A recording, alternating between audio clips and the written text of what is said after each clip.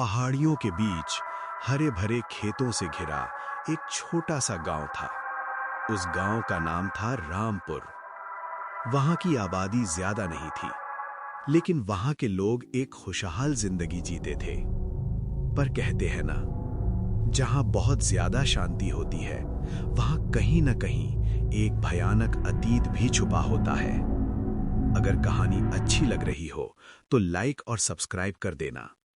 उस गांव के बाहर एक पुराना पीपल का पेड़ था। गांव वालों का मानना था कि उस पेड़ में एक आत्मा का वास था। एक दिन शहर से एक लड़की गांव आई। उसका नाम था रोशनी। वो अपने रिश्तेदारों के यहां आई थी, लेकिन आते आते उसे बहुत देर हो गई। शाम ढल चुकी थी और अंधेरा फैल चुका था। जैसे ही रोशनी उस पीपल के पेड़ के पास से गुजरी, उसे पीछे से आवाज आई, रोशनी, रोशनी। वो रुक गई। पीछे मुड़कर देखा, लेकिन वहां कोई नहीं था।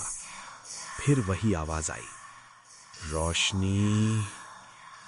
2-3 बार ऐसा होने पर रोशनी बहुत डर गई। उसने तुरंत अपने चाचा को फोन किया, लेकिन फोन नहीं उठा। डर के मारे वो भागने लगी।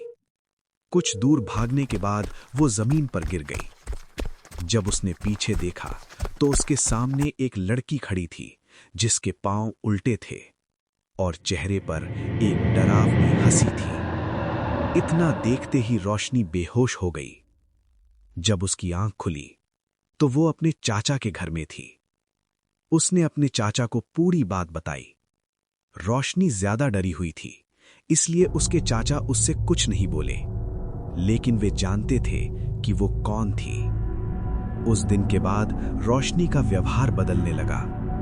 कभी वो अकेले हंसती, कभी खुद से बातें करती और कुछ पूछने पर अचानक चुप हो जाती। एक रात चाचा ने देखा कि रोशनी उठकर बाहर जा रही है। वे उसके पीछे गए और देखा कि रोशनी मरे हुए कुत्ते का गोश्त खा रही थी।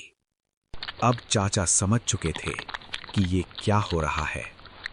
वे गांव वालों के साथ मिलकर रोशनी को एक तांत्रिक के पास ले गए। तांत्रिक ने रोशनी को देखते ही कहा कि ये वही आत्मा है जिसे उसने पीपल के पेड़ में बांध रखा था। मंत्रों के जाप के साथ उस आत्मा को रोशनी के शरीर से बाहर निकाल दिया गया और उसे मुक्ति मिल गई। अगली सुबह रोशनी ने अपने चाचा से पूछा कि उसके साथ क्या हुआ था। तब चाचा ने बताया कि वो आत्मा इसी गांव की एक लड़की थी, जो काला जादू करके गांव के बच्चों की बलि देती थी। जब गांव वालों को यह पता चला तो उन्होंने उसे मार दिया।